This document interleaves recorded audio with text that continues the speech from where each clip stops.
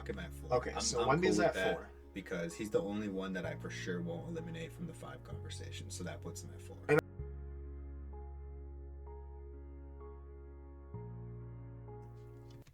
Welcome to Ball Talk. I'm Michael Buckets. And I am Old King Cole.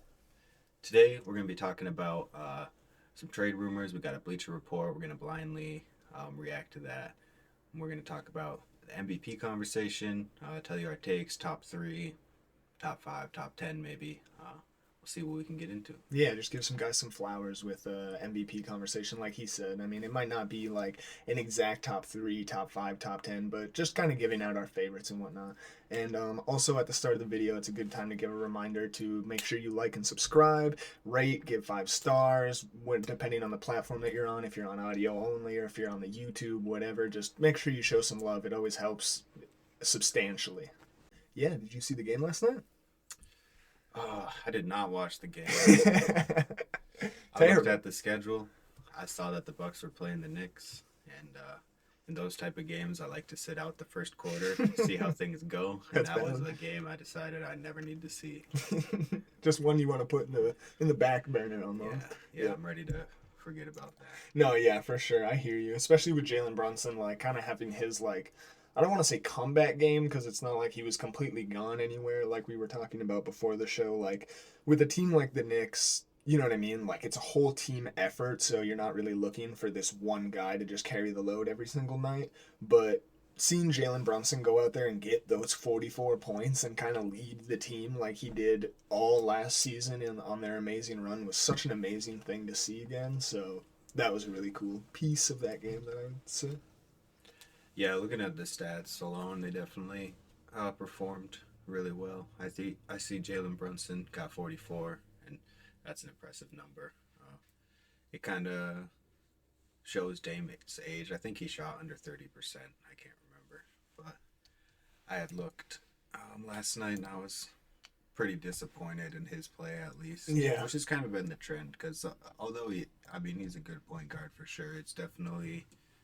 I think last season he was even better than he is this season, but because of personal issues, he couldn't fully perform. Now that he can fully perform, he's starting to age out. Yeah. So, Yeah, you can definitely see the age with the Bucks. That was the biggest piece of this game that I would say that I noticed from all of this. It's just their lack of transition defense and I guess just lack of ability to get that energy back late in game when they're being taken out. Like you can just see that they don't have it in them to just keep going if they're getting pushed out of the game like that. And it was just really tough to see them just get constantly beaten down all game. And that's something that's kind of been a theme in Giannis's post-game interviews. Is he'll be like, "Well, the other team wanted to win more than we did. We didn't try hard enough." Mm-hmm. And it's hard to assume he's talking about himself. You assume he's talking about other people. Yeah. And just choosing to be nice about it. But yeah, they don't want it. They don't want it as much as the other teams do. So that's where the Bucks stand right now. Yeah, and despite Giannis, like, every time he went to the post, it seemed like nobody in the post, like, for post defense with the Knicks, like, could even mess with Giannis whatsoever. Like, he was clearly the strongest man down in the post there, but he just didn't seem as aggressive as he needed to be in that game, and I guess, like I said, that kind of just shows the age of the team, where it's kind of hard to build that energy back up when you're just getting beaten down, and it feels like maybe to Giannis that he's the only one that really can do something to really bring it back, because he was just doing everything he could, but then you got Cat on the other side going off for 30 and 18 boards, and it's just like, what is he going to do on top of Brunson's 44? And the Bucks defenders just weren't really doing a whole lot to match that. And then anytime that they would send the double to Jalen, he would just make the right pass out to Josh Hart or somebody else out on the wing, Deuce McBride, just somebody else, and they were making their shots tonight, or last night, I should say, and it was not good for the Bucks whatsoever. Yeah, I do like to see Cat performing well. I always like to see Cat performing well in the season he's having, just because I know he didn't want to leave Minnesota, and that was kind of devastating for him. So it's cool to see the revenge narrative of him just being like top 10 in the league this season. Yeah, for sure. And then, so moving on to that Pacers-Cavs game, It was nice to see the Pacers get the win, I won't lie. I mean, like you had mentioned earlier, seeing them move in the right direction is a good thing with how their start of the season was going. Every win counts right now. They need to Yeah. get back on a good streak. Yeah, they had a rough start for sure. And this is a team that was in the conference finals last year. They were in the cup finals game last year. And Hmm. so you expect them to be kind of a top six team hitter in the East. And to see Hallie having a bad season for sure is a disappointment. Um, Terrible. and it's not even like, man, I love Tyrese Halliburton because there are a lot of dudes that if they had a bad season, I'd be like, he's bad. Yeah, right. But I'm still here like, man, he's just going through a rough patch. Yeah, it's just a Going through a season. rough patch. Yeah, for real. Yeah, 2 points in that win over Cleveland. Yeah, crazy. Just a stinker from him. Only 18 minutes played. It's not been a good season for him whatsoever. And that's But definitely the tough and part. they've been doing a good job rebuilding these past couple of years though, and you see that in double 100%. digit points almost across the board. Yeah, from so many guys. I mean, yeah, you got Thomas Bryant, Obi Toppin, Andrew Nemhard, Miles Turner, Pascal, Benedict Mathurin, and then you got Jarris Walker with 8 right next to 10, like you said, with dang near across the board. So a really good team effort there from them against a top team out of the Cavs over in the East. And it just wasn't really a great game from them. I mean, Donovan Mitchell had a couple moments where it looked like he might catch fire and he might get on because he kind of shook this guy and took him to the hoop and did a little, or he hit a little shot or something, but it just never really stuck. Like, none of their runs really stuck long enough to get them back in the game or even compete with what the Pacers were doing with their full conceded team effort. Despite that, this Cavs team obviously has been great this season. Oh my gosh, yeah. And I think one thing that's really interesting is the West has a lot of good teams, but like the Thunder is the dominant team in the West. Right. There's no question about it. And then you come to the East and there's not as many good teams, but you have two like dominant teams in the Cavs and the Celtics, Yeah. where it's like it's hard to say who really is the better team in the conference because the Celtics are obviously the reigning champs, so you give them a little bit of an edge there. Right, And they they're have that having- like on paper, like you look at the guys and you're like, well, they gotta be better, right? Yeah, But yeah, and they have a good lineup from top to bottom because they got offense, they got defense, they got rebounds, they got 3 pointing. everything. Yeah, they just have everything they need, and then the Celtics are kind of similar. I mean, they're working really well together, which has been crazy. Yeah, for And- sure.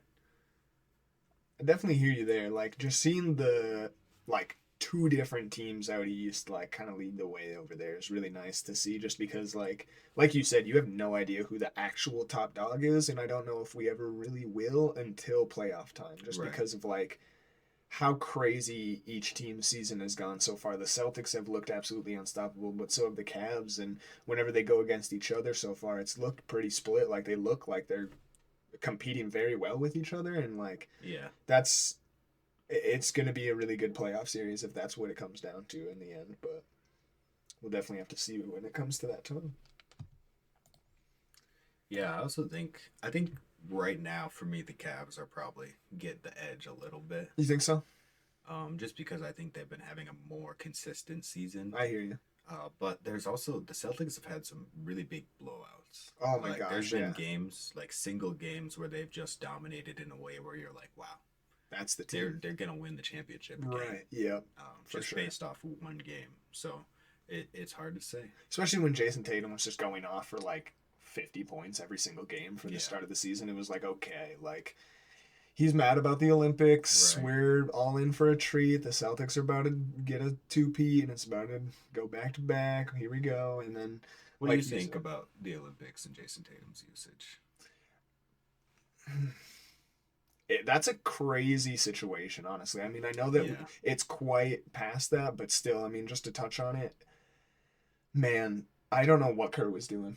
I don't know. Yeah, I truly don't know. I mean, you think a guy that just came off of an NBA championship doesn't want to go out there and put his heart on the court for a gold medal? I mean, Yeah. that would have like imagine what that would do for Jason Tatum's career and what it would do for his legacy. I mean, I hate to throw like a giant word like that out there that kind of gets thrown around too often, but let's be serious for a second. I mean, if Jason Tatum won a finals and had a big part in it. Maybe he didn't win the finals MVP, but then turned around and played in the Olympics and actually did win maybe the tournament MVP or went off or something like that. Imagine what that would have done for him. The conversation would have been a lot different going into this season. Nobody would have been like, oh, is it Jaylen Brown's team? Is it Jason Tatum? There wouldn't have been that. It would have been like, okay, they're just an amazing duo like it is, and that's that. While it's still Jason Tatum's team, but Yeah, I definitely hear you, and I think you're right.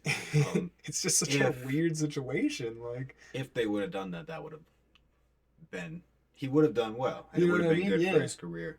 However, I think looking at an Olympic standpoint, I think about like the year that LeBron went in like 2006 or something. I don't even remember 2004 or 8 or like his first one. They won Okay. a bronze medal. I think it was 2004. And he did not get usage, even No. though he was one of the best players on the team. And so when I think about that, I think maybe Steve Kerr was just trying to do like a seniority thing and be like, since this is the Olympics and this is LeBron James and Kevin Durant, I have to give them the edge because Jason Tatum's going to be back here. Yeah, you know, as much as I hate to say that, I definitely can see that just because of the fact that, like, it probably is LeBron's last Olympics. It's probably, I can't say for sure, but let's be honest, it's probably Curry's last Olympics. It might even be KD's last Olympics. KD's the only one that's questionable for me. That's why I said might. When Yeah. they talk to him, he's kind of like, 2028 doesn't sound too crazy to me. Right, and he's just So- that guy that, like, he's like up there with like Kobe and Melo with like all-time points with Olympics because like every time it comes to the Olympics, KD balls out and he goes crazy and he leads the team. So Right. I could One of the definitely best Olympic players ever. right, exactly. So that's why I could see him continuing doing that to kind of bolster his legacy there. But I definitely hear you with that just because of the fact that, like, I mean, this is probably Curry and Bron's last, maybe a couple other guys that were on that team. I mean, who knows how much AD is going to want to do it in the future, like other people, you know what I mean? So, I mean, who knows if Embiid's still going to be there? I mean, he might go play somewhere else. I mean, he might hop around still and go play for France next year or something. Who knows? But yeah, in my opinion, looking to the future, I think Jason Tatum's most likely going to be the best player on the team come 2028. Maybe Anthony Edwards, but you can't bet on that. Right, yeah. You can bet on Jason Tatum. He's really the only one you can bet on to be the best player on the team. Yeah. And when you think about like Tyrese Halliburton, Anthony Edwards, Jason Tatum, Kevin Durant, Bam, that's a good ass lineup. Oh yeah, for sure. That's gonna get you some wins. Yeah, and that is a Jason Tatum centered lineup, I think, For sure. It definitely like cohesively works with him. in 2028. Moving into that Orlando Magic Sixers game that happened last night, a little bit of interestingness there last night. It was a really good game throughout. It was really close, and then Paul George fouled out like I would say like maybe 5 minutes left in the game, and that was honestly the big deciding factor. That's when you saw a big shift in momentum in the sense of like it was still close, but you could tell that the Magic were starting to take a hold of it because the Sixers didn't really have anybody that could guard Paulo like maybe a Paul George could, and with the switches of a Kelly Oubre and whatnot, they were missing one of their main elite defenders. So it really started to swing in the other way, especially when Paul George, even with fouling out, had 25, 10, and 6. Like, that's a great game. And when Tyrese Maxey's going off, too, for 29, 5, and 4, like, you got to take advantage of that. But Paulo he was just clutch last night. He was clutch. You gave him the ball, he was making the right decision. He was either going to pass it to the right guy or he was going to go and get off the screen and make the jumper or whatever. And hitting that clutch shot right at the end of the game, too, I think really was a good thing for his mental coming off as big of an injury as he did, especially with the fact that I don't want to say he was looking cold these first two games, but he definitely wasn't dropping 50 like he was at the start of the season. So seeing him hit a clutch, like game clinching dagger shot was definitely something that is going to be great for his mental going forward to get him back into that mold of doing the great things that he was doing. Yeah, I think the 76ers are starting to come around a little bit. Definitely. That's why I was saying, without Paul, if Paul George wasn't fouling out, we might have got double OT or something. Yeah. Like, but yeah, I think they're better than the Nets, who are in their division, which is why I say it, which makes them not the bottom or the fourth in their division. They're at a healthy third, right down the middle, Right. which is cool for them. I don't really think that they can save their season, though. I mean, You don't think so? mm, They would have to go on quite a legendary run to make Yeah. it back. they would. They'd have to be a dominant team for the rest of the season. And even if they weren't a dominant team, they were just a really good team for the rest of the season. They might get like the 10th seed. Yeah. Um, Yeah, I could see them doing everything they can to fight Claw and scratch their way back to the play-in, but yeah, it's going to be tough for them with the start of Yeah, the season I mean, that they had. I mean, they're 15-22. oh, yeah. I'd say they can lose at most 20 more games, And that's, yeah. which would mean they'd have to win like 30, 40. Yeah, and that would put them right at 500. If they lost 20 more games, they would be right about at the 41-41 mark. Right. So yeah, they would have to go on quite a legendary run to be able to secure a spot in the play-in or even in the playoffs, and it just doesn't seem quite likely for them. Even though, like you said, The they East are. is shaky though. I mean, I say was Jimmy gonna bring that Butler in. gets traded, the Heat drop, Tyrese Halliburton never fixes his season, the Pacers drop. They Yep. could really be up to 8 or 7 with a 500. Yeah, nobody has any idea what goes on in the East because, like you said, it's kind of a mix-up over Mhm. there. Whereas in the West, you have to be at your best at all times to make it in the playoffs. Right. Uh, so yeah, that's definitely something that you kind of got to watch out for. I feel like there's always like in the West, there's like people fighting for that 10th seed. Like last year, the Warriors and the Rockets were fighting so hard just to make the play in. Right. And those are teams that you think can do well. Yeah. So right now, the Warriors and the Suns are going to fight for that. Exactly right. And then you got the Kings who have been looking kind of shaky all Right. year, who you could definitely see potentially dropping down or something like that. So. And the Spurs. These are all playoff potential teams that Right. are looking at maybe missing the playoffs. Right, that are right in that spot, that are at that like 500 mark, a little bit over 500 mark, but it's not quite good enough. Whereas when you go over in the East, you got teams that are literally at 500 in the 9 seed, and it's like, it's a little bit of a difference there. Conference finals, if you had to guess right now. Conference finals right now. So we're going to go January 13th conference final prediction. I am going to say Mavericks, Thunder out west.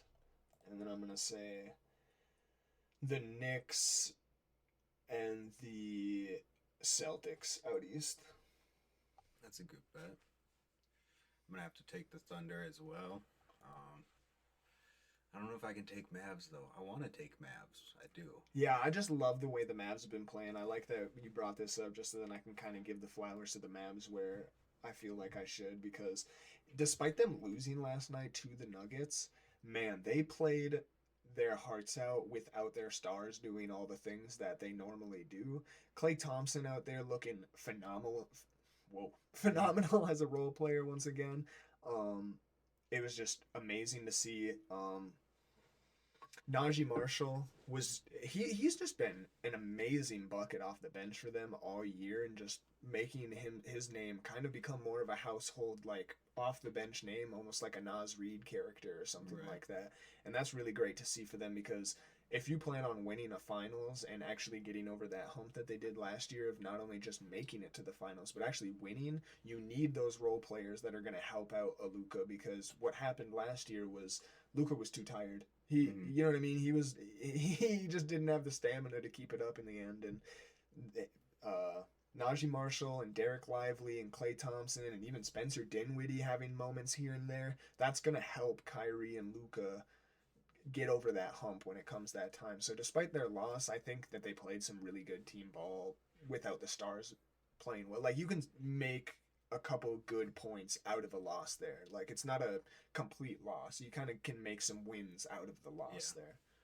Yeah, and I think obviously experience is a big deal. Huge. Um, Huge. in the playoffs. So, like, you're looking at the Rockets at the number 2 seed. I don't think anyone outside of Houston is going to say that the Rockets are going to the conference. Yeah, I finals. hate to say it. Yeah, and it Just almost feels because- like the Cavs conversation that we've been Right. having all year. Because there's a potential that they run into the Thunder, they run into the Nuggets, they run into the Mavericks. Even the Lakers have more playoff experience than the Rockets. who Yeah. have 0, I think. Fred VanVleet.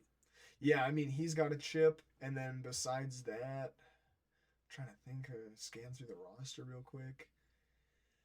I mean, RJ might have like a first round appearance with the Knicks here or there, but I mean, even that's when they weren't But really that good. the and it leaders was a of your first- team Yeah. have never been there. No, I've never right. seen it. So that's why we're not betting on it. I think I would go Mavs if I'm just picking two, but looking at the standings right now and building the bracket in my head.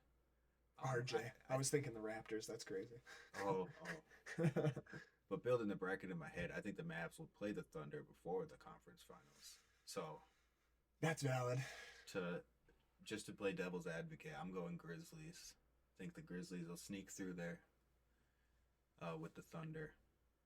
Man, I like the Mavs though. Love the Mavs. I'm sticking though. Thunder Grizzlies in the West. I'm gonna go.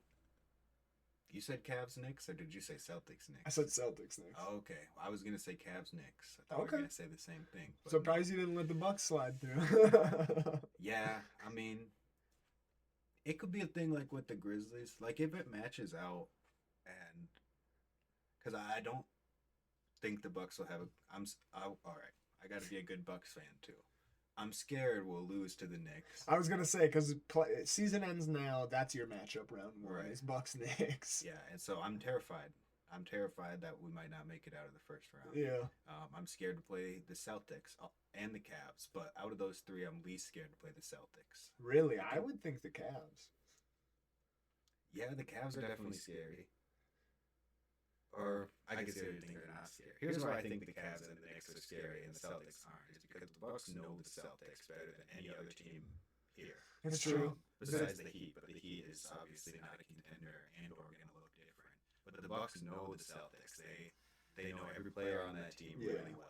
I can hear what you're saying. Like they've had so many matchups against them that they've had time to kind of scout them and figure out their game plan. I hear you for sure. And so when That's a logical. so when I think Bucks Celtics, I'm like, dang, that it could be a game 7, but I'm not as worried about it. Like the Knicks, like Karl Anthony Towns could really just shoot up on Brook Lopez the whole game. The whole game, all 4 games. And if that's not Sweet. working, he can just give it to Jalen Brunson and tire out Dame. And if Dame is tired, he's not going to be effective in the clutch, which is going to destroy our game plan. Yep. So That with really the has been the Celtics, whole game. if Dame's trying to play defense on Darius Garland the entire game, he's not going to be at his full potential in the Yeah. fourth. Yeah, DG's so fast and just running around making so many movements, especially because of the fact that Donovan Mitchell, at the start of his career when he was with the Jazz and he was so young, kind of turned his game into not only being a scorer but being able. Not saying that he's elite playmaker, but he's able to do that. So you can put the ball in Donovan Mitchell's hand and let Darius Garland run around a little bit, and Donovan Mitchell can make that pass. So I hear you for sure. Like the Cavs are definitely a very scary team, and on paper, it kind of makes more sense that they would be less scared of the Celtics just because of all the matchups that you guys have had. And the Celtics are guard heavy, and we're not. Right. We have Dame, which is cool, but that's really it. And Giannis is gonna get through Kristaps or whoever else that the Celtics put in his way. Honestly, Let's be honest. Giannis is going to score on every single team in the NBA. Yeah. Nobody's going to be able to stop Giannis. I mean, yeah, leading the league in scoring right now, yeah, that proves that for sure. I mean, that's a So valid that's take. not, what I'm worried about is the other team scoring more than Giannis. That's what you have to worry about. Yeah. That's the only way to beat the Bucks. Yeah. But it's easy if you're guard heavy because we don't have guard defense. So you can rack up those threes and match Giannis's 32 points just like that Yeah, with 3 different people. yeah, 100%. But yeah, I'm gonna go Knicks, Cavs. I like this Knicks team. I kind of want to see the Knicks go to the finals. Yeah, this next team would be crazy. So you got Knicks, Cavs, and then what was it? Thunder, Grizzlies. Thunder Grizzlies. And then I got Thunder, Mavericks, and Celtics next. So we're both just like what we thought before when we were predicting the NBA Cup. We're pretty confident in them Knicks. Them Knicks just look so good, and I feel like most people probably are. The Knicks have just been amazing all year. Oh yeah, Trae Young and Yeah. the Hawks. Yeah. Trae Young owns New York. Yeah, I was gonna say Trae Young loves playing in New York. Like that man has a ball in New York. Ever since they were yelling what they were yelling that one playoff series. Oh yeah, I mean, He's gonna love playing in New York for the rest of his career. It don't matter if he's an Atlanta Hawk, he's a Chicago Bull, or if he's a Washington Wizard. He's Hmm. going to go to New York and shut that crowd down. I love that. Yeah. I feel like, yeah, I want the Madison Square Garden card on my team. You know what I'm So I saying? can Like, play in the Garden every single game. you know what I'm saying?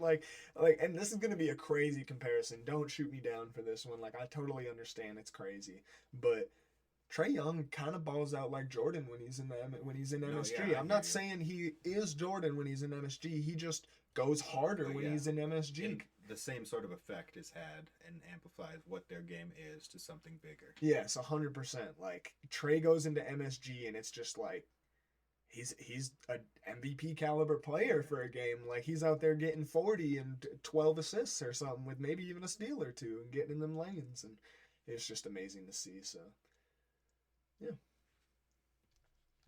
Yeah, let's get into some the trades here. yeah, for sure. All right. Yeah, we got a Bleacher Report article by Greg Schwartz. One trade every NBA team should propose right now. So we're gonna blind react to those. Alrighty.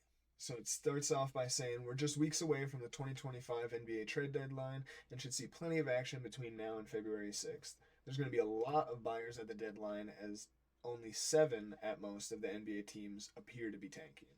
Let's take a spin around the league and look at trades that would make sense for every franchise, no matter what direction they're headed. Let's hope they all make sense. Yeah, it could be crazy, but we're gonna take them. So we're starting off with the Atlanta Hawks. So the Atlanta Hawks receive Colin Sexton, and the Utah Jazz receive Kobe Buffkin, Larry Nance Jr., a 2025 second round pick via the Timberwolves, and a 2030 second round pick via the Hawks. Tell me what you think about this off rip. So the Hawks would be proposing this. The Hawks are trying to get Colin Sexton. Colin Sexton, Yeah. and they're offering a bag for him. Yeah, and what it says to start is that Trey Young carries an extremely heavy offensive load with his 12.1 assists per game, leading the NBA. This team could use added playmaking off the bench to help it solidify a playoff spot in the Eastern Conference, and I definitely think that's a great point.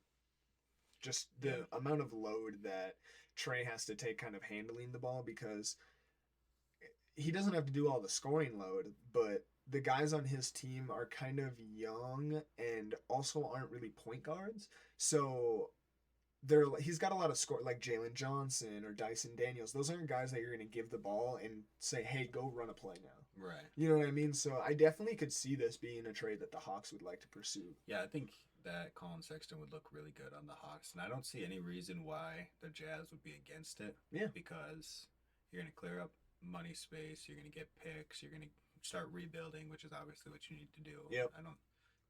Yeah, the Hawks aren't trying to contend with Colin Sexton. That's definitely a trade they're probably going to make at some point. So Yeah, 100%. if a good offer like this came up, I'm sure they'd take it. And yeah, I think that'd be a nice little addition for the Hawks. Oh yeah, that'd be so Maybe nice. push them up the standings a little bit even. Yeah, and I think it'd be really good for Colin Sexton and his career too, because Oh, he's just such a like hard-working guy. Like when you see him out there, he is just giving 110% all the time, like full sprint, diving for loose balls, this, that, and the other, just trying to score as much as he can. So it'd be really good for his career to just see him out trying to actually win, playing winning basketball, trying to make it to the playoffs with a team like the Hawks and playing under Trey Young's offense. Moving on to the Boston Celtics. So the Boston Celtics, kind of a small one, because what are the Celtics Yeah. really going to do? The Boston Celtics receive Javante Green, and the New Orleans Pelicans receive Jaden Springer. So it's really just a one-for-one deal. It says the Celtics don't have a lot of trade assets or salary available to move in a deal. They don't have a lot of glaring needs either. So simply adding veteran depth piece off the bench is likely the only action we'll see out of Boston. Yeah. I don't think the Celtics would make a trade. Yeah, That I was is- gonna I don't say. really have anything wrong with this trade. I just have nothing to say about it. Right. Because it seems like they have to mention the Celtics because they're one of the 30 teams in the league. You but gotta do your this- piece. I mean, it says right there they don't have a lot of trade assets or salary available. Plus, they're one of the best teams in the league, and they're super deep. So, why would they trade anybody for anything? No, yeah, there's just almost It no would reason. just be there. like, messing with somebody's personal life. Yeah, You don't have to. for no reason. Alrighty, moving on to the Brooklyn Nets. Could be good. This could be good. So we're getting Jarris Walker and Aaron Nesmith, also Isaiah Jackson, and a 2025 second round pick and a 2027 second round pick for sending the Pacers Cameron Johnson. I've seen a lot of trade offers for Cameron Johnson, just being that he's been like kind of the guy that keeps their offense afloat still at this point after trading away some of the pieces that they've traded away. They started off by saying selling high on Johnson should be the first priority for the Nets at the deadline after already parting ways with Dorian Finney-Smith. Johnson has been excellent this season and should fetch at least a good first-round pick or some high upside young talent. Yeah, I mean it's all right. I don't know if he's worth that much. Really, you don't think so? I don't know. You know, that's I hear you. it's hard to say with guys that young. you Totally. And so it could be like a steal Right. for the Pacers. Yeah. But it's hard to say. That is giving up a lot from a team that is not built really well right now. Right. So they kind of need all their pieces. You Mhm. don't really want to give up half your bench. That's kind of what I was thinking there was that, I mean, I don't know if either team really likes this. Right. I don't know if the Nets are super convinced that Jarris Walker, Aaron Nesmith, or Isaiah Jackson, any one of those guys, are going to blossom into something that's even a Cameron Johnson. No offense to those guys, but you just don't know that right now. That's too much, I feel like, of a gamble. And 2 second-round picks, I feel like, isn't. Like, I would rather get a first back. So I think personally, in my opinion, if you're the Nets GM, maybe wait and look around and try and find a first rather than 2 seconds, and try and get, like this says, sell as high as possible and get as much as possible from maybe a different team that might try and buy in a little bit more, like a Rockets team that has a lot of really good young talent that maybe just needs another shooting big or something like that to help them get over the hump, or maybe even a Thunder that maybe wants to add a little bit more size on their team that can shoot the ball, or some other team that has a bit more trade assets that you would actually find useful on your team. Because as much as this is a haul and this is a lot of stuff, I just don't know if it's a lot of stuff that you exactly want. Right. So that's the only thing that I'm thinking about with this trade specifically here. Moving on to the Hornets. This could be crazy. So the Charlotte Hornets receive Isaiah Stewart, Tim Hardaway Jr., and a 2025 second-round pick, and the Pistons receive Miles Bridges. It says here that if the Hornets plan on keeping LaMelo Ball but still want to do a mini reset around him in what's become a lost season, that's the biggest thing right there, lost season. Moving Bridges for some young talent, expiring money, and a draft pick would be a huge win. Yeah, I mean, if you're the Hornets, you love this trade for sure. 100%. Yeah. But that's exactly what I was thinking. I do Right. not think the Pistons love this Well, whatsoever. the Pistons are in kind of a good situation right now. Yeah. They will. Yeah, I think they hang up as soon as they hear this offer. Right. They're not trying to get Miles Bridges right now. No. They're- I don't think that cool. helps you like that. I think that they could be looking for trades, but I don't think they're trying to get rid of Isaiah Stewart at all. No, because Isaiah Stewart is younger than Miles Bridges, and he still Right. has that potential, whereas Miles Bridges, I He mean, is kind of a problem personality, though. So I hear he could that. be a person that ends up in a lot of trades in his career just because he's hard to have on staff. He could definitely, I could see him having a bit of like a Grant Williams type career where he Right. bounces around from the Celtics to the Mavericks to the Hornets to wherever. So I could definitely see that. Because at the end of the day, whoever is in charge of those decisions is trying to maintain a business. And if you're punching dudes, you know, Just doing craziness. that's not really good for your Yeah. team. So, Oh gosh, I'm not ready for this next one. Moving on to my Chicago Bulls. mm, Oh, I like seeing some Vooch on the cover though. That's good. Alrighty, the Chicago Bulls receive Kyle Anderson, Gary Payton II, and Kevon Looney, and the Warriors receive Nikola Vucevic. hey, love it for Vooch, not going to lie. Honestly, I'm not too mad at it either. The Bulls shouldn't feel as much pressure to trade Zach LaVine since he's having a borderline All-Star season and is still in his 20s. Finding a new home for the 34-year-old Vucevic is and clearing future cap space should be a priority. However, Golden State should be in the market for a center and could use Vucevic's versatile scoring, inbounding, or rebounding and passing. Yeah, I mean that'd be a good team with Booch on there. And those are good pieces coming to the Bulls. Yeah, and it even says here, in turn, Chicago gets over 17 million in expiring contracts from Peyton and Looney, and can use Anderson as a versatile glue guy off the bench behind Levine. And I really love that idea because that's what I kind of assumed was going on here with Gary Payton and Kevon Looney, was the fact that the Bulls would plan to trade for these guys to eventually not sign them in the offseason to And then be you have able all to. that money. You're right, to be able to have all this money for young pieces that might be looking for a new opportunity to maybe show off some more, or just anything, maybe new rookies, just anything that we could possibly get to. This might be the help. best one so far. Yeah, I It's- really like it's a this good one. Yeah, especially considering where the Bulls are currently right now. I just don't see us actually clinging on to this team anymore ever since we traded DeRozan. Well, I think we just let him walk, didn't we? Yeah, I mean, it gives the Bulls an yeah. opportunity to rebuild in the way they've been trying to, and Yeah. it gives the Warriors an opportunity to contend, which is what they want to do. Yeah, 100%. Definitely like that one for both sides. Moving on to the Cavs. Cleveland Cavaliers receive center Nick Richards from the Hornets, and the Hornets receive Dean Wade and a 2025 second round pick via the Milwaukee Bucks. What do you think about this one going into it?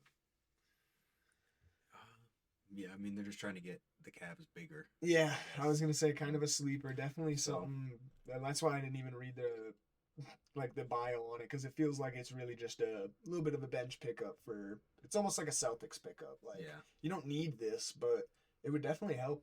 yeah. I think it definitely helped more than with the Celtics too, just because the Celtics are so deep. The Cavs are deep, but not that deep. Mm-hmm. So it would definitely be an improvement, just size wise, Right. just to be a little bit bigger. Because other than Jared Allen, they're not the biggest team. Right, 100%. Moving on to the Mavericks. Oh, Ho ho ho! Yeah, oh boy. So the Mavericks receive Jimmy Butler, and the Miami Heat receive. Stick with me now. P.J. Washington, Najee Marshall, Daniel Gafford, Maxi Kleber. So 4 players, and then a 2025 first round pick and a 2031 first round pick unprotected. I'm going to read the little bio because obviously this is a crazy one that we're going to crack into, and then I'm going to let you go off. Dallas has never been afraid to take risks, so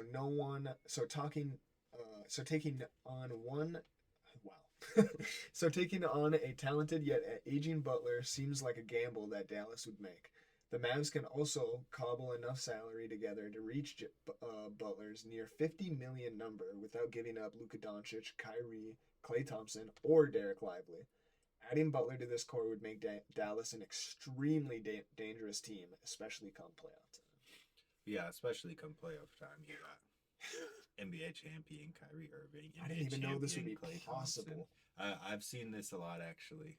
That the Mavs were trying to pursue it, which is just like, yeah, that's like they're playing 2K. They want to. This is 2K. They want to have Luka, Kyrie, Klay Thompson, Jimmy Butler at the 4, and Derek Lively. That's what they want their lineup That's a to crazy be. And yeah, team. that's dangerous. That's extremely dangerous That's in the so playoffs. dangerous. The only thing is at that point, that's what you have. You know, you're not talking about depth anymore because the depth's in Miami. Yeah. So you definitely have some bench pieces, but your stars need to be on point and playing almost 40 minutes. Yeah, you got to be able to split out. You might want to take Jimmy and put him off the bench or something and let him run the bench unit by himself because, yeah, like you said, But, the depth I ain't mean, looking too instantly good. the best starting lineup in the league by far. Instantly, just on paper, yeah, the amount of talent that they would I have. mean, they might is- already be the best starting lineup. Just strictly talking starting lineup. The Yeah. Celtics can definitely give any team a run for their money on that. No doubt. But- Yeah, that's a crazy one for sure. I mean, I like it, but I don't see it as realistic. I don't think the Mavericks are going to give up. Yeah, it's way 4 too big of a players and risk two because firsts. Jimmy Butler could fall off next season. Right. So could Klay and Kyrie. So you don't know. Yeah. Yeah. You want to give up your whole entire, I guess not your whole entire future, but a good little bit of it with 2 first round picks off of that. But dang, that would be an amazing championship. For real. Moving on to the Nuggets. So the Denver Nuggets receive Kyle Kuzma, Jonas Jonas Valanciunas, and Sadiq Bey. And the Washington Wizards received Michael Porter Jr. and Zeke Naji. This one's interesting. I've been seeing Michael Porter Jr. in trade rumors for years now at this point, so I'm not surprised to continue seeing Yeah, him. I think he's probably the best piece there. Yeah, for sure. Yeah, I don't love the trade. No? I don't see why the Nuggets would want to do that. I mean, I could see him wanting to trade Michael Porter Jr., but not for less. Yeah, I feel like what you're getting here is, yeah, you're definitely getting like a. You're getting almost another Michael Porter Jr. Um, but like you said, that isn't, I guess, as good. And then you're giving up Zeke Naji for a backup big in Jonas Valanciunas, who probably is better than Zeke Naji, I Yeah. would say. So that's kind of the trade off there. I mean, I guess And then you get a third guy right. for And it does say here that Bay 25 could still return from a torn ACL at some point this season. Will only make 12.5 million over the following 2 years. So, I mean, trading him now would be a smart long-term play for the Nuggets, is what it says. So, I could see it, but like you said, I mean, I don't love it, honestly. I mean, it's something that I don't really see the Nuggets going for to try and get over that hump. I definitely think there's other things that they would try and shoot for to right. get themselves into that maybe 1-2 seed kind of area because of the fact that they haven't been having a bad season, but it also hasn't been like the championship run seasons that they've had in the past either. So I definitely see them trying to make a move, but not this one. And then moving on to the Detroit Pistons. This one I like. Okay, so that's the same package as the last one that the Pistons are sending. Wow. Okay. So the Detroit Pistons receive Brandon Ingram, and the New Orleans Pelicans receive Isaiah Stewart, Tim Hardaway Jr., and a 2025 second round pick. Like he said, the same exact trade package that we had just seen a second ago. So interesting there. Do you think Brandon Ingram's worth that? Or you know what I'm saying? Like those Yeah, I three think- guys are worth Brandon Ingram, I should say. Honestly, I think that that's a good trade on both sides. I do like that one better than the other one. I think Brandon Ingram's worth it. I think he could improve the team. Oh, 100%. That's not even what I'm saying. What I'm thinking is maybe the Pistons have to throw in another second round pick if they have it, just because Brandon Ingram was an all-star. Like, sure, he's not having the best couple seasons, but is anybody in New Orleans? It feels like there's just something going on in New Orleans right now. It's not Yeah, really I something could going on definitely with see those that. players. I hear you there. But I do love You the could throw trade. in another pick for sure. Yeah, it's a good trade because it gives the Pelicans a really good opportunity to rebuild with some solid young player and a solid borderline vet. Yeah, for sure.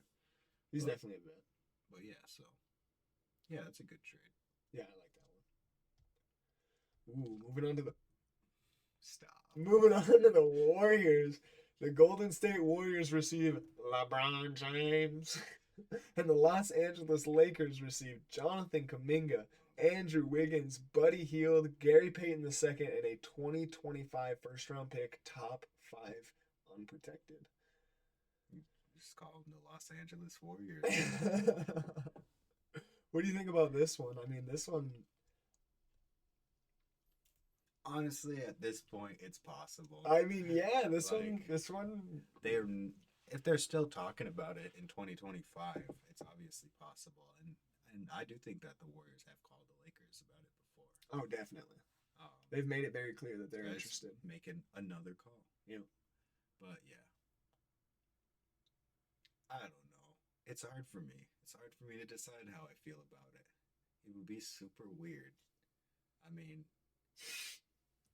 LeBron James on the Golden State Warriors. It's a polarizing thing for sure. Like it's one of the craziest things you could ever imagine.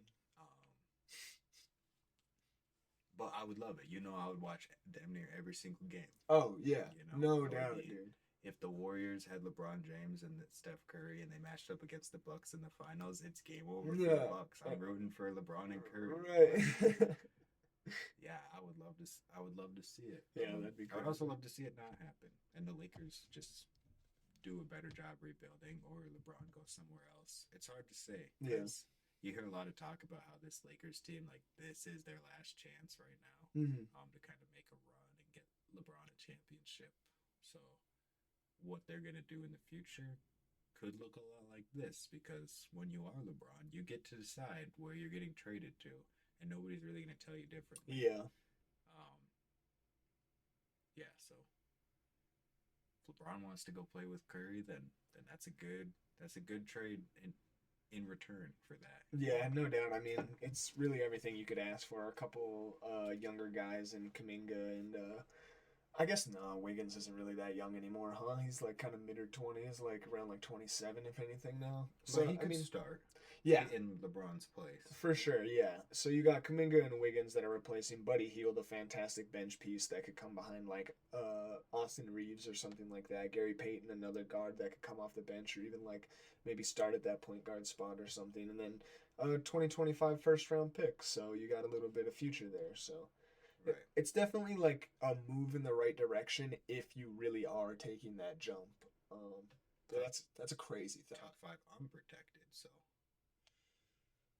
Yeah, I don't understand that. I don't either. Yeah. Maybe it means they only get it if it's in the top five, but that doesn't make sense. Yeah. But either way, that'd be a good looking Lakers team. You'd have to start relying on Anthony Davis a little bit more, but he's got all the support in the world, so he shouldn't have any excuses. Yeah. And then we're moving on to the Houston Rockets. This is a big one here. So the Houston Rockets received De'Aaron Fox and Kevin Herter. And the Kings received Fred Van Vliet, Reed Shepard, Cam Whitmore, a 2025 first round pick, top 5 protected, a 2027 first round pick, unprotected via the Phoenix Suns. That's tough. I love this. I'm not going to lie. That might be a crazy take because this is a big one and this is kind of one of those 2K ones. Like, this is very 2K. This is straight, like, Greg Schwartz literally loaded up 2K, hit De'Aaron Fox and Kevin Herter in the train finder and found this one and was like, man, this one kind of makes sense. But I am not going to lie. I love this one. The Kings getting Fred Van Vliet, a nice veteran to help you, like, kind of do what he just did with the Rockets. He was on that Rockets team when they were rebuilding and they were kind of booty and they weren't doing anything and Right. helped be a vet to bolster a lot of these guys into winning play and do a lot more. And you send him with Reed Shepard, their rookie, Cam Whitmore, another very young piece, and then a couple first round picks. And then the Rockets get back a leader of the offense. You get to finally say, we have a star, we have a guy, like a guy that's running the offense. And Kevin Herter, a nice little piece to just help the holes that you may open up with losing a Fred Van Vliet and a Reed Shepard. Both of them, you kind of help yourself out by getting a Kevin Herter who's been such a vital piece off the bench for the Kings in certain moments and bolster up your team that way. Honestly, I love this. I love this. My only potential flaw with it is that are the Rockets ready to lose Fred Van Vliet as a leader and veteran knowledge? Because I think this is a really dope trade. But I think the Rockets are going to take a step back before they take a step forward because they got to figure out a new offense, and at that point they really are young. Yeah. And so you're really starting to rely on those guys to like man up and lead the team in a way that I'm sure Fred Van Vliet is. And I think they got Steven Adams still, right? Or is he Yep. gone? Yeah. Yep. Okay, I thought so.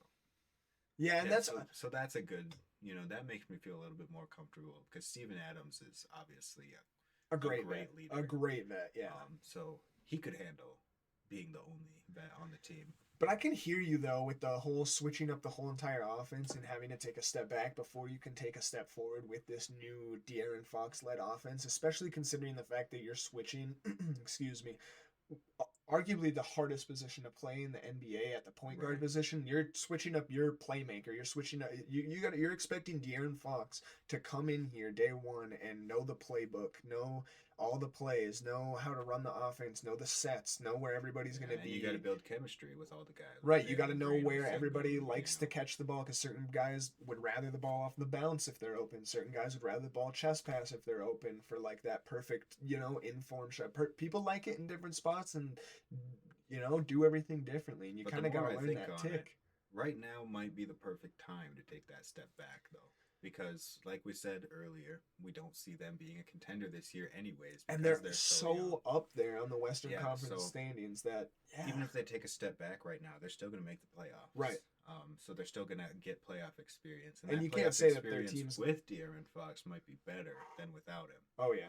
Because then you're coming back next year, and everybody knows how they look. Mhm. They know how they play Mhm. in the playoffs. They Right. know how they play Yeah. in the regular season and the playoffs. So then they get to start the next season just fresh, Right. with this new look, and that's when they can take their step forward. And at that point, And then nobody will really like. I feel like that's the perfect. Like this is the perfect trade for the Houston Rockets because, like you said, you're gonna take that little step back. You're gonna maybe bump down a little bit. People are gonna start not worrying about you as much, and then come playoff time when it starts meshing together a little bit, you're gonna start figuring out your identity. Like you said, you're gonna start knowing what works, what doesn't work, what sets are best for you and whatnot, and what defensive sets are best for you and whatnot, and what just looks best for your team. And then you're going to have a whole entire off season to be able to work as a team on all of that and come into next season just absolutely crazy, kind of like how the Thunder have in previous years and stuff like that. yes, that's a good one. I hope they see that one.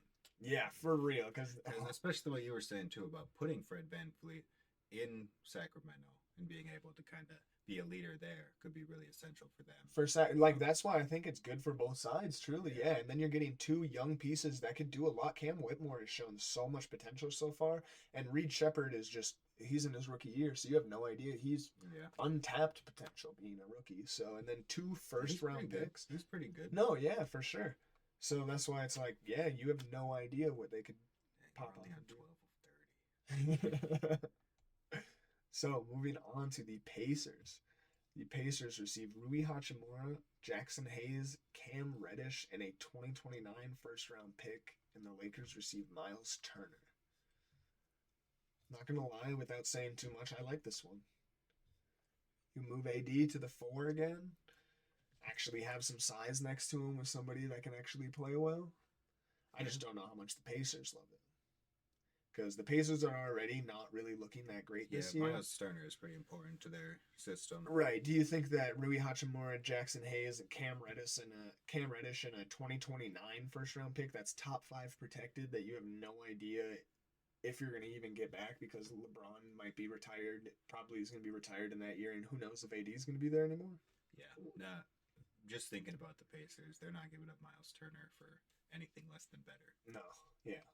So that's definitely a no-go. I think the Lakers love it, but Yeah. Pacers hate it. The Pacers aren't going to offer that like it said they were. going Yeah. to offer it. No. Moving on to the Clippers. The Clippers receive Brandon Ingram, and the Pelicans receive Terrence Mann, Derek Jones Jr., PJ Tucker, and a 2031 second-round pick. So it looks like we're going to see Brandon Ingram going everywhere in this, just considering that the Pelicans have been doing so god-awful this year, which makes sense, but this one I don't like. This one I despise. Yeah, I don't love it. I mean, I don't think the Pelicans are getting anything back. I mean, I guess it's probably expiring contracts. Doesn't say here, but it feels like that might be what's going on with this deal because, yeah, I mean, this would be the Pelicans moving into a rebuild, and this just Right. isn't really that great of a trade whatsoever. yeah. Yeah, that's probably your best trade asset, unless you're trading Zion, which you're probably not. Maybe they are. I was going to say, I kind of hope they do. So now we got the Lakers. Here we go. The Lakers receive LaMelo Ball, and the Hornets receive Austin Reeves, Rui Hachimura, Max Christie, a 2029 first round pick unprotected, a 2031 first round pick unprotected, a 2025 second round pick, and a 2025 second round pick via the Clippers. So, LA would really be willing to blow their future for that one last Braun run. That's what this would be. I mean, is either that or you're committing to hoping that LaMelo continues to re-sign and play with Anthony Davis and become an unstoppable duo because we've never seen LaMelo play with a big That's man right. as good as That Anthony could be a good Davis. future. So I'm just so used to people coming to LA and then like leaving right away. and it's 100%. all, like they're the scapegoat in the situation. So when I think about a person like LaMelo Ball coming to the Lakers, I think about him leaving in like 2 or 3 years. The Which, first thought is which him yeah, just that's, dipping out. and that's just because of trends and how things have gone. But realistically, if he does keep re-signing, because Braun's got to retire eventually, he could be the new face, and we know that the Lakers are looking for the next face Yeah. of the Los Angeles Lakers. And that could be a good one. Yeah, I definitely could see that. Yeah, I like it. Austin Reeves would be a big loss because that is a hole in your starting lineup. Now. Huge loss. So that's the only thing that I'm kind of like, But if it's LaMelo, and they've made some other trades, and they're making some other trades, so they could fill that spot. It would be weaker than Austin Reeves in that spot. The 2 guard I'm talking about. Mm-hmm. But like having LaMelo at the 1. I mean, he's about. Man, I've been thinking about LaMelo lately. I really think this could be an MVP someday. Oh yeah, no doubt. He just like starts making the right decisions and making smarter decisions versus what he was doing last night when he's just chucking threes up at the end of the game and doing traveling violations and just like goofy stuff at the end of the game, trying to like be this like NBA park player, like he's out there just playing with the homies. Like, I mean, that's great. I love that. Like, have fun out there and do your thing. But like, when you need to make those smart plays, you need to make those smart plays. And yeah, I think maybe coming to LA and playing with LeBron and whatnot might even help him because, like, Yeah. I mean, who better than LeBron to be like, hey man, like, we love it. Like, if anybody's gonna love the theatrics, it's gonna be LeBron. I mean, he came to LA for the Showtime Laker, like to bring Showtime back to LA and whatnot. So if anybody's gonna tell him to do it, it's gonna be him. But if anybody's gonna also preach to him to be smart in certain moments, it's also gonna be him. And I think that would be really good for him in his career, just learning from the GOAT. Yeah, I don't mind that one though. Moving on to the Grizzlies. So starting off here, we got the Grizzlies receiving Bruce Brown and Davion Mitchell, and then the Raptors receiving Luke Kennard, Brandon Clark, John Conchar, and a 2026 second-round pick. I don't even care about this one. Not gonna lie. Yeah, I don't really like it either. I think that Brandon Clark, Luke Kennard, and John Conchar all just bring certain things that are so good to the Grizzlies that I don't see them trying to part ways with these guys unless they're getting something that's like a one-hit piece. Like, they're not trying to get... The Grizzlies don't really need to mess things up too much. No, yeah, they have a good system. Why would you go out and try and just swap out your role players for different role players? Yeah. Who's supposed to be making this? Who's proposing this? Like, what's the team name at the top? The Grizzlies. So the Grizzlies are trying to get Bruce Brown and Davion Mitchell. Yeah, I doubt it. Yeah. That's why I was like, I don't think that they're trying to break everything. Like, these guys are too important to that team. Brandon Clark, like, no. The Miami Heat. So the Miami Heat received Jonathan Kuminga, Andrew Wiggins, Kyle Anderson, and Gary Payton the second. And the Warriors received Jimmy Butler straight up. Bro, Jimmy Butler and LeBron are not that close to that. Yeah. That trade compared to the LeBron one. There's some picks on there for sure. Yeah. And, But they also threw Kyle Anderson as an extra to the Heat, right. which is probably contract stuff. Yeah, that's true. But I can't even find it now. Okay, so Buddy Hield instead in this one too. So the difference is Buddy Hield and Kyle Anderson. It's the same amount of picks. You're telling me that's the difference between LeBron and Jimmy Butler? Sorry. No need to dog on Jimmy Butler. I don't mind it, not gonna lie. But yeah, I do think that the Heat would have to give up something else. Yeah, they might have to give up some picks too. And yeah, if you know anything about the Jimmy Butler trade situation, you know that it's probably not going to have to be a 3-team trade.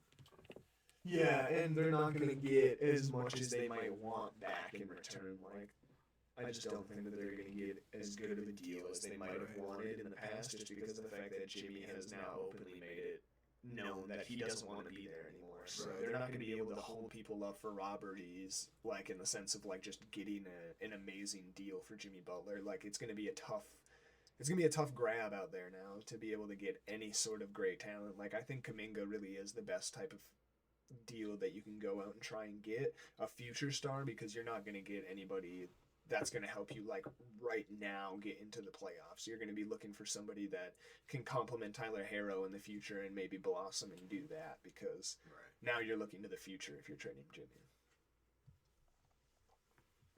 Now we got the Milwaukee Bucks. Milwaukee Bucks receive Hate it. Hate it. Jeremy Grant, and the Trailblazers receive Chris Middleton and a 2031 first-round pick unprotected. And a pick.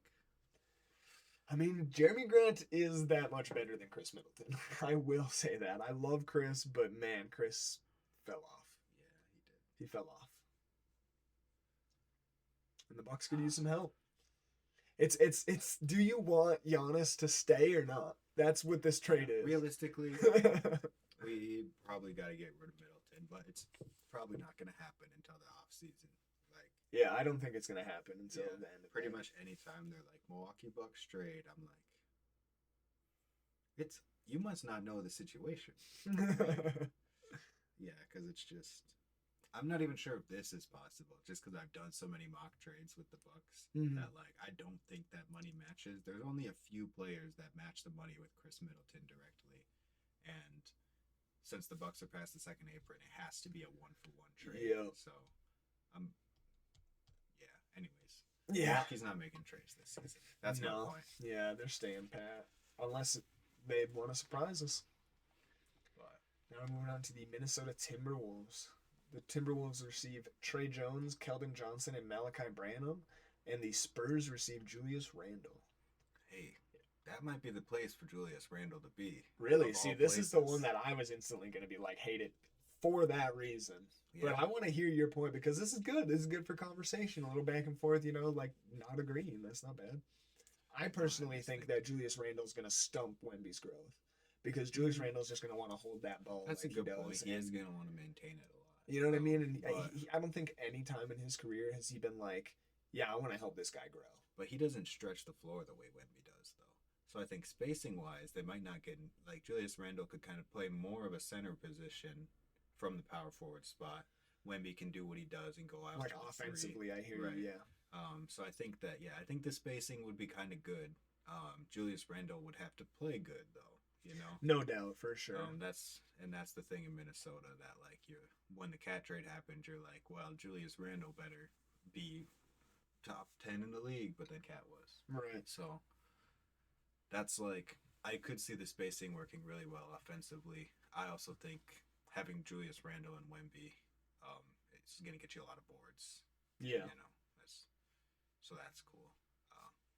So I don't mind it, but I mean, Yeah, I'm just not the biggest fan of it personally. Julius And Randle. I don't see the It's hard to Timberwolves wanting this package. It's a weird package. Yeah, it is just kind of. I mean, there's some young talent there. Trey Jones and Keldon Johnson, that's great. And Malachi Branham's a nice piece too. I They just have those positions already. right, like and I they just have- don't know if you're looking for that really. Yeah. Yeah. Moving on to the Pelicans. This will be interesting. The Pelicans received Jonathan Isaac, Gary Harris, and a 2025 second round pick, and the Magic received CJ McCollum. It's not bad. That's a weird one. I don't know how much the Magic want a CJ McCollum though. Yeah, I that's mean- why it's kind of like. Yeah, it's really weird. It's like, do they really feel like they need another guard on their team that's going to be very ball dominant? When if you get, because then you're thinking back to full health. Once the team's fully healthy, you got CJ McCollum, who's going to want the ball in his hands a lot, who's played well off ball for most of his career and still continues to. It's just he's going to want the ball in his hands a lot, because that's when most guys like him that are scorers are most effective, is when the ball is in their hand, especially because he can dribble the ball well.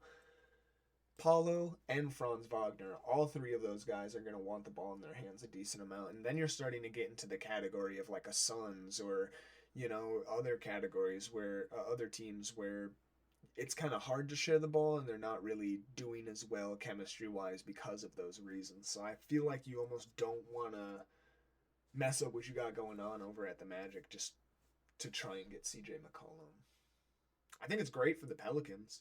Getting Jonathan Isaac, I'm not sure if Gary Harris is an expiring contract, but getting rid of McCollum's $30.7 million salary for the 2025-2026 season would be amazing for the Pelicans, and then getting a second round pick in exchange would just be great. Yeah. Yeah, it's not the best trade. It is like CJ McCollum coming to the Magic is not going to do very much. No, I don't think that's going to do great for them. It'd just be kind of weird, like you said. So Yeah. Moving on to the Knicks. Here we go. We got Torrey Craig, Javon Carter, and Chris Duarte with a 2025 second round pick going to the Knicks, and the Bulls receiving Mitchell Robinson. Bro, the Knicks are never parting ways with I Mitchell Robinson. love this trade. I would love it too. We need this trade tonight. Because- Shams, announce it. Let's go. Because that would be, hey, that'd be a nice look. But yeah, I don't know. I'm going to need that right New now. York loves Mitchell Robinson. Mitch Rob to Chicago, man. They're never getting rid of him. He's retiring there. Oh, man. Hey, man, he's had some smoke with New York in the past, though. He's been kind of shifty posting stuff on his IG page in the past and whatnot, saying random stuff. So. Well, hey, I would be pumped, though, if that happened. Oh, my God, it'd be amazing. Because I like the Bulls more than the Knicks. So Right. I'd be like, okay. But yeah, I agree with the you. I don't Bulls know. taking a good step, but it just, yeah, I don't see it happening. Just because he's been there for so long and he's always worked with their system. Right. Like, always. So, you want to keep that continuity. For sure.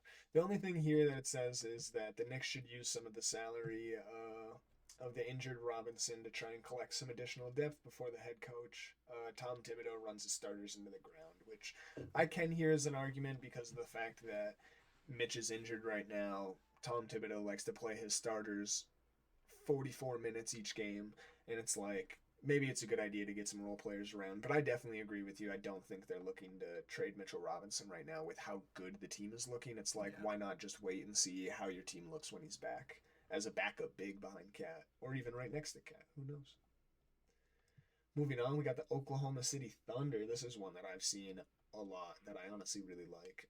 The Oklahoma City Thunder received Cameron Johnson, and the Brooklyn Nets receive Isaiah Joe, Dylan Jones, Ousmane Dieng, 2025 first round pick, top six protected via the Philadelphia 76ers.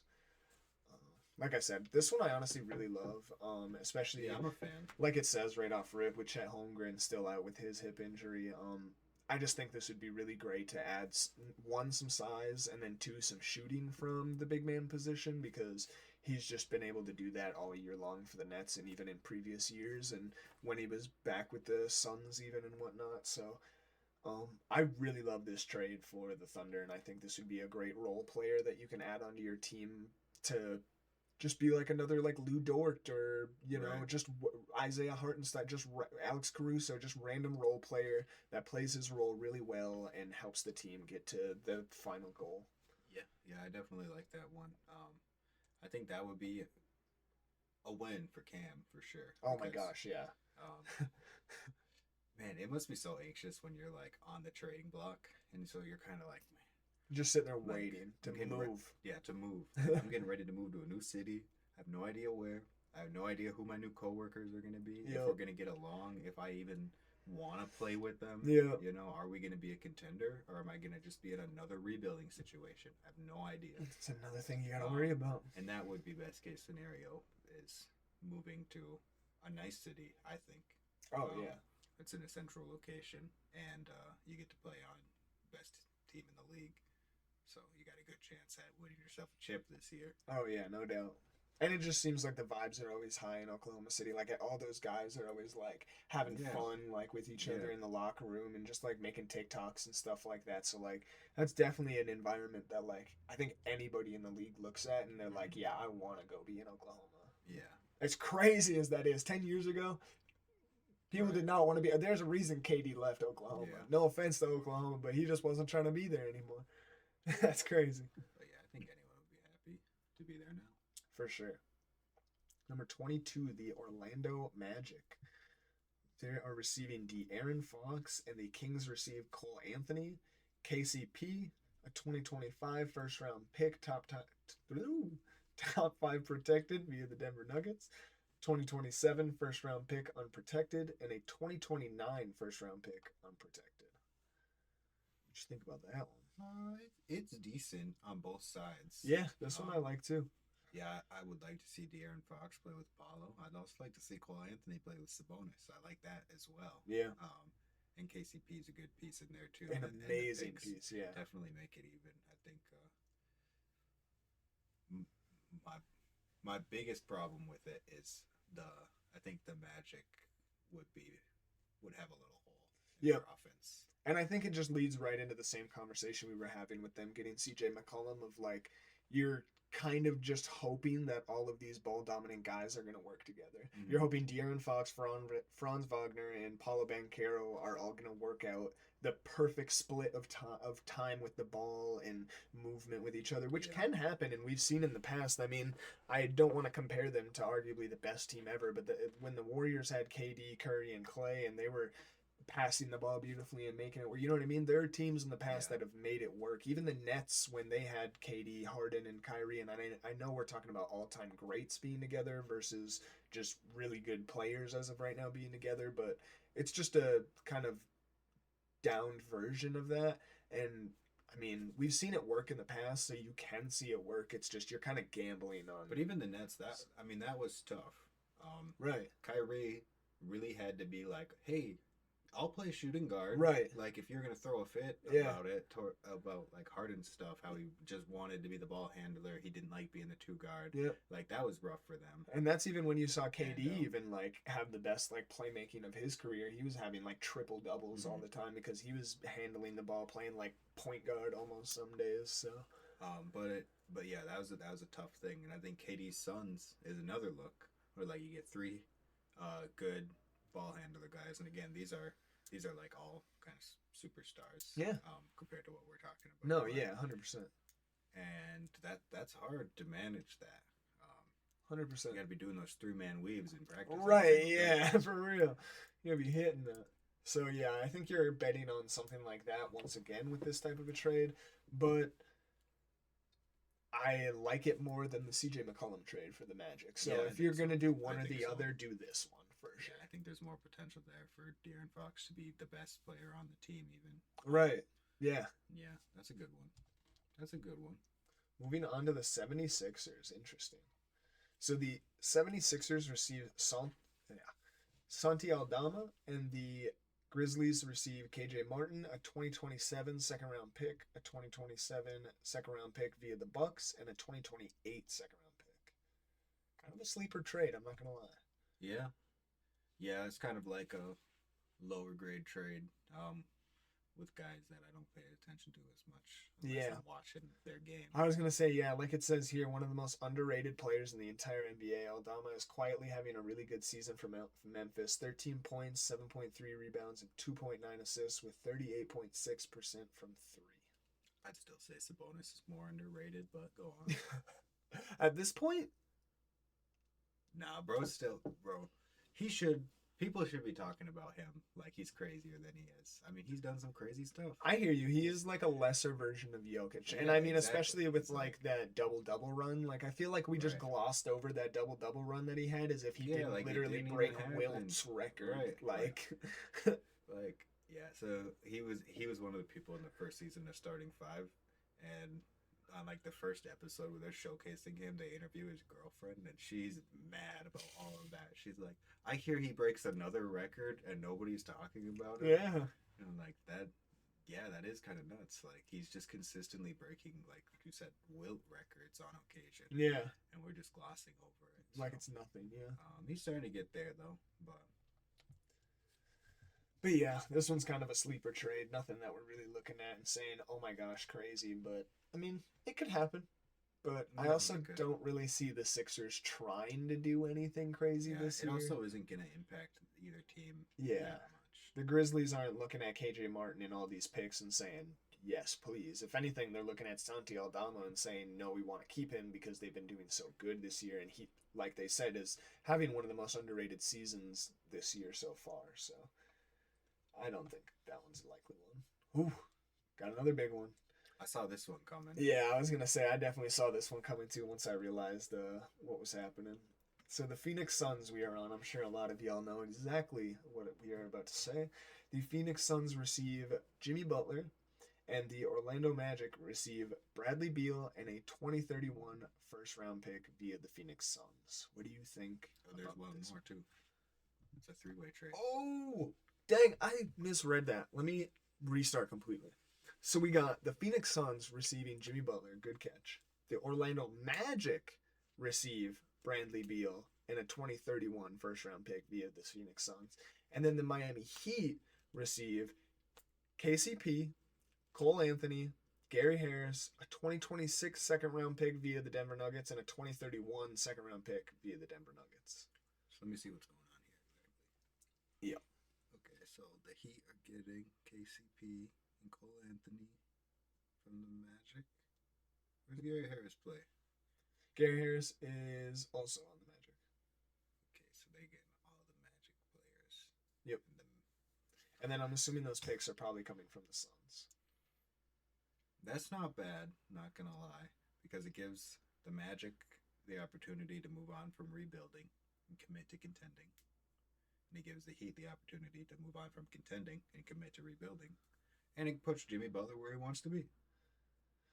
Yeah, that one definitely is a really good one.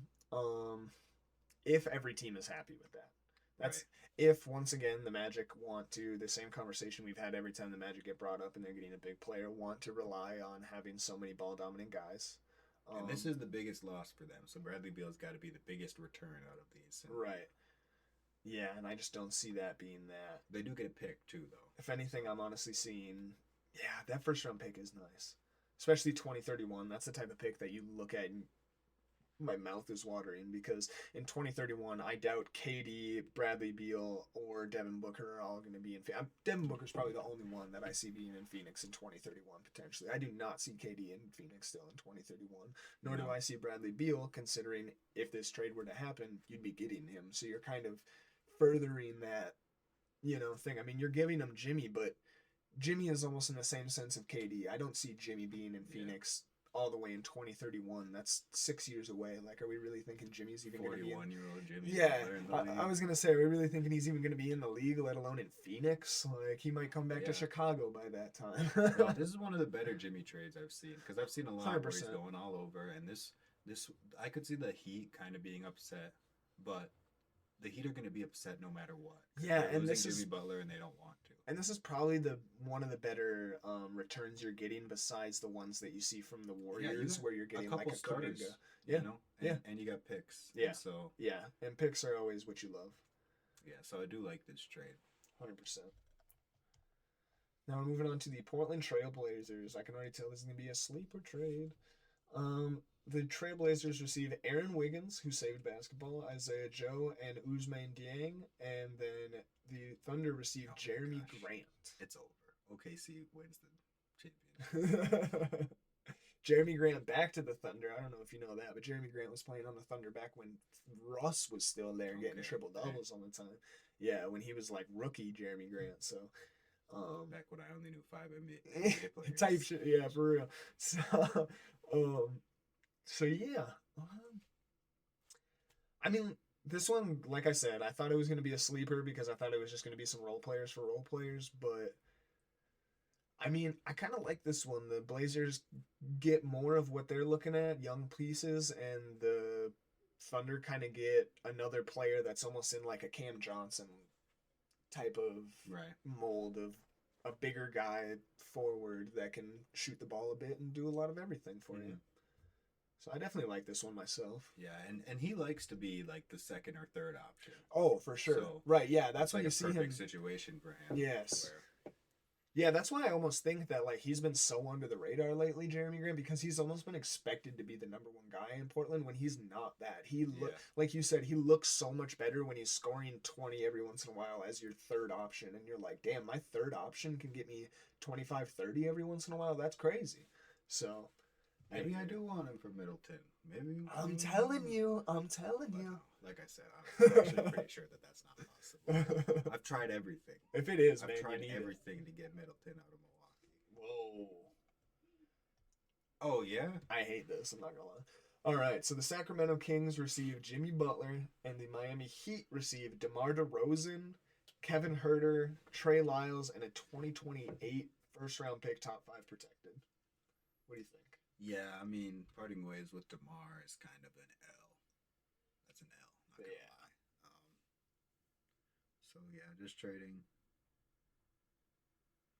Yeah, yeah, that's not a very good trade for the Kings. No. Um, like cool, you get Jimmy Butler, but when you're giving up DeMar DeRozan, Kevin Hertner, Trey Lyles, and a pick, it's not. Yeah, that's a lot. I feel like you Yeah, almost need to get like another role player in there.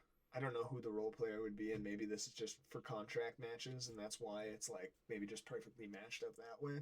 But man, I feel like you got to get more back if you're Sacramento. Just because I feel like this isn't enough of a needle pusher. yeah, or you gotta give up less. Yes. Like you got to take that pick out of there. Yeah, at least. Yeah. If you just traded DeMar, Kevin Herter, and Trey Lyles for Jimmy, I might say yes. And that's a heavy maybe. Like Jimmy has to have like a really hot week that week. And I'm like, okay, we're getting Jimmy off of like a hot streak. Like Yeah, that would be weird. moving on to the Spurs. Okay. So the Spurs received De'Aaron Fox, and the Kings received Keldon Johnson, Trey Jones, Malachi Branham, and a 2025 first round pick via the Hawks, 2027 first round pick unprotected, and a 2029 first round pick unprotected. I don't love it. Chris Paul in the offseason chose a team where he could be a starter. Like that was very important to him. Yeah. So I don't love it for that reason because now you're pushing Chris Paul at the bench for probably the rest of his career. Yeah.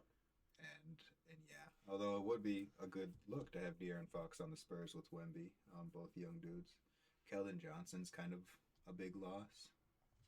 For sure. He's definitely been nice for them in certain moments all over the past couple of years. Same with Trey Jones. He's a very nice facilitator, but I guess in that sense, you're filling that hole instantly up with De'Aaron Fox. He got a 2025 first round pick from the Hawks. That's a good pick right there. Yeah, and two unprotected picks, 2027 and 2029. So you're really banking off the fact that De'Aaron Fox and Wemby are going to look super good together. Yeah.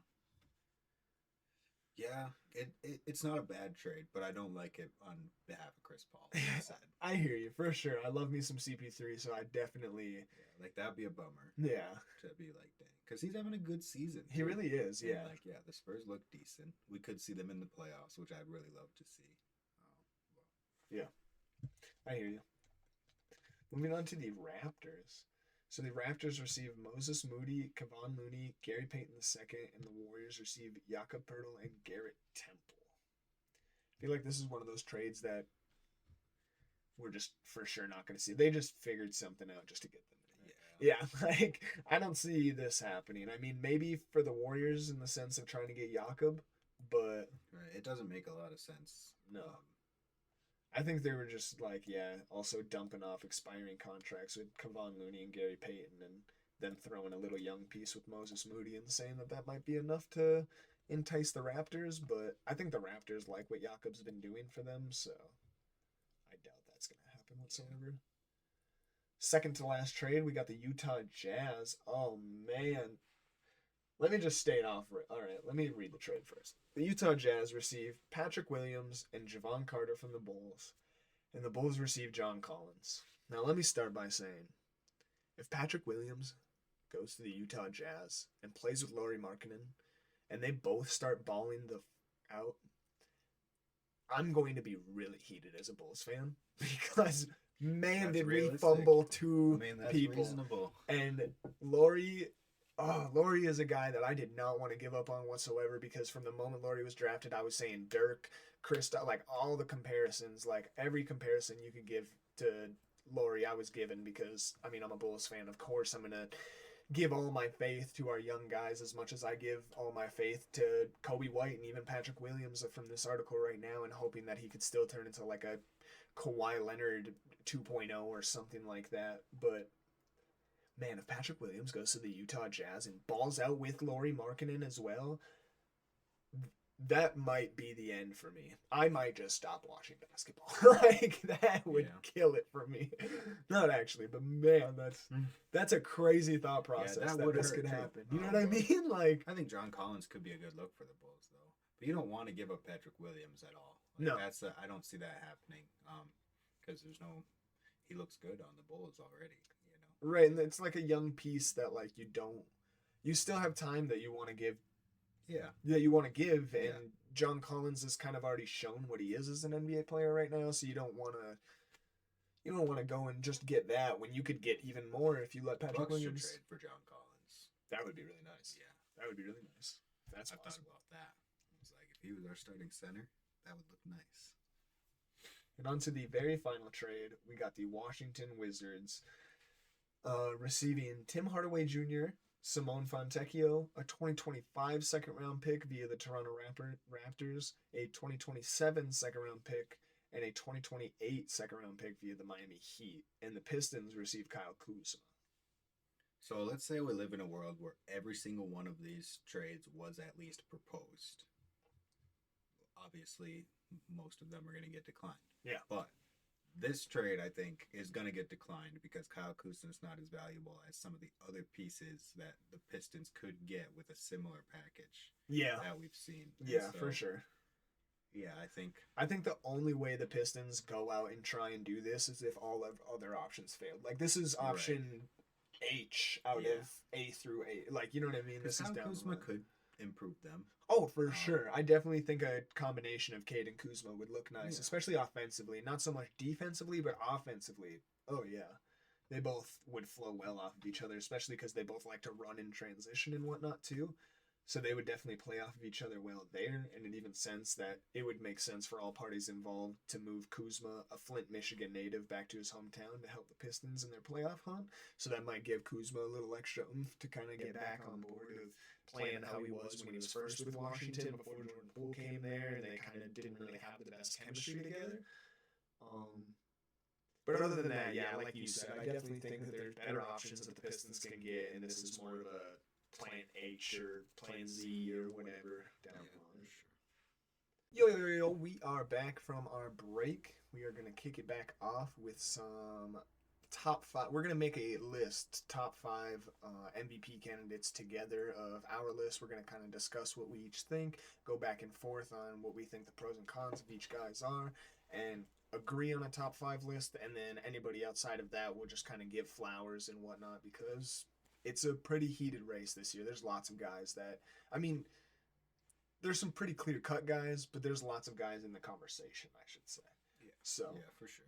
getting into it, we were kind of looking at Basketball Reference and at the Kia MVP ladder both. And one thing that we noticed that was that once you get past five, it gets very crazy. Like things are nuts. So, first, what we're going to do is we're going to obviously start at five. Who do we think the number five guy is in the race? So looking here at Basketball Reference, they got Giannis at number 5, then Tatum at 4, Towns at 3, Shea at 2, and Jokic at 1. And then at the Kia MVP NBA ladder, they got Tatum at 5, Wemby at 4, Giannis at 3, Jokic at 2, and Shea just moved up to 1. Yeah, so starting at 5, I think Tatum's a solid 5 for me. I think Jason Tatum deserves to be in the top 5 at the very least. But I don't even think I could put him at 4. I think I'd want to keep him at 5. This is where it's tough. This is a really tough one. How you feel about Tatum? Honestly, for me personally, Tatum would slip right out at 6, and for me, it would be Towns at 5. I'm honestly comfortable with that. I'm scared about Towns though, because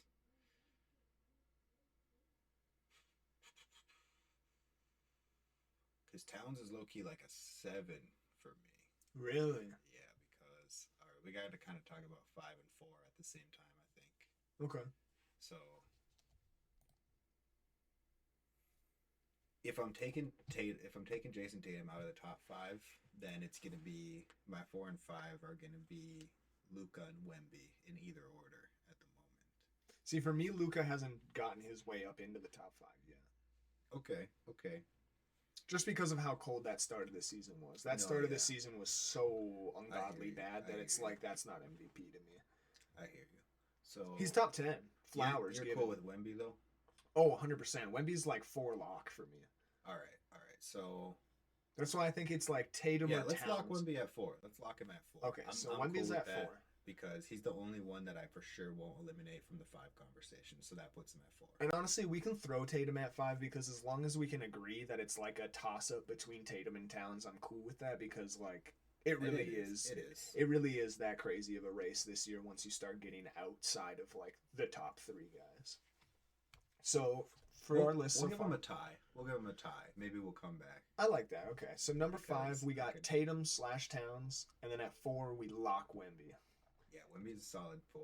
The top 3 for me are also locked in any order. Okay.